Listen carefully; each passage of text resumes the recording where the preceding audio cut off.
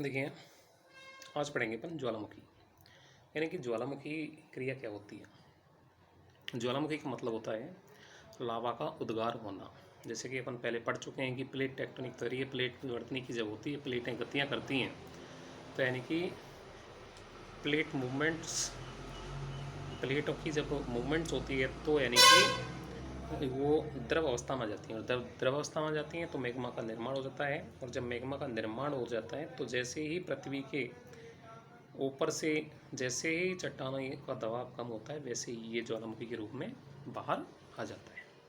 तो इस तरह से यानी कि ज्वालामुखी जो है, ज्वालामुखी वॉल्केनो जो आते हैं, volcano earth world crack a present on the surface of face is so hot inside the earth lava.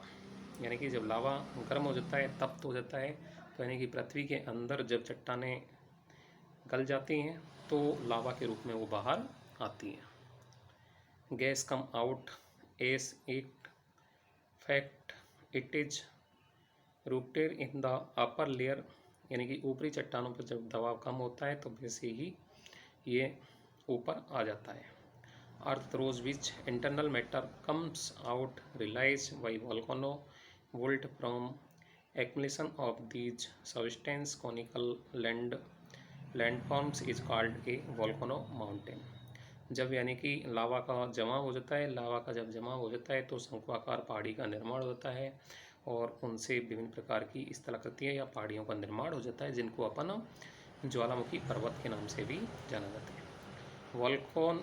वॉल्कनीज are related to plate tectonic because it has been found that they are often found on the boundaries of plates, because plate boundaries provide weak cities for features in the upper crust.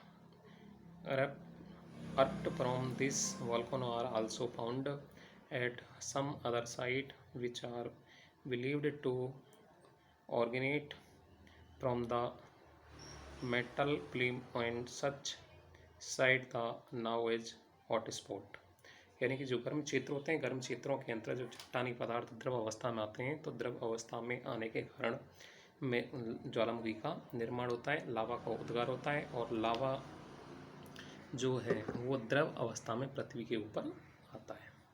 तो इस तरह से जब यानी कि प्लेटें एक दूसरे के नीचे छेपित होती हैं तो बड़ी मात्रा में लावा का निर्माण हो जाता है, और जब चट्टानों का दबाव कम हो जाता है तो लावा वहाँ से उद्गारित हो जाता है, जिसके कारण ज्वालामुखी का निर्माण होता है। तो इस तरह से ये ज्वालामुखी जो हैं, ज्वालामुखी उत्पन्न होते हैं। अब आता है टाइप्स ऑफ ज्वालामुखी। यानी कि ज्वालामुखी जो हैं वो कई प्रकार के होते हैं, जिनमें वेस्ट एक्शन यानी कि स्थिति के आधार पर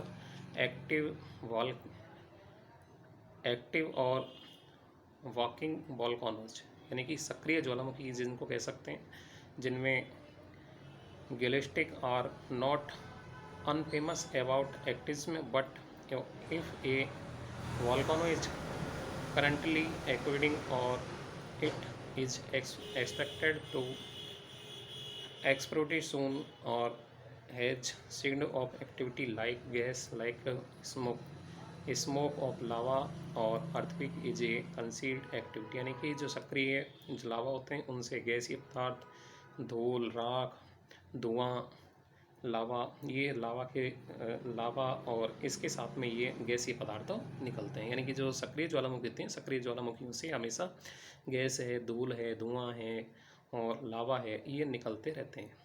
दूसरा जो है वो डेड वोल्केनो का मतलब है मृत ज्वालामुखी। मृत ज्वालामुखी का मतलब होता है कि जो एक बार उद्गारित हो जाते हैं लेकिन काफ़ी समय तक वो उद्गारित नहीं होते, तो उनको कहते हैं अपन डेड वोल्केनो, यानी कि मृत ज्वालामुखी। एक बार उद्गार हो गया फिर उसके बाद में उद्गार नहीं होता है, तो उनको डेड वोल्केनो, मृत ज्वालामुखी के नाम से जाना जाता है। These are volcanoes that scientific expected will not explode. It is estimated that the lava and magma in them gone now. There is no heat and material left to spew into them.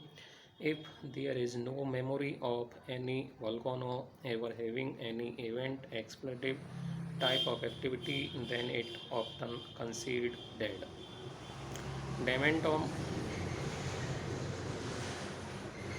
dormant or dominant volcanoes scientific and sleep, यानी कि सुसुप्त ज्वालामुखी होते हैं जो यानी कि एक लंबे समय के, एक बार उद्गार हो गया उसके बाद में लंबे समय के बाद में उद्गार होते हैं, उनको बोलते हैं सुसुप्त ज्वालामुखी या sleep वॉल्कानो. Sleep volcano. Why volcano? What if a volcano ever cracked the very fast in the history of human memory?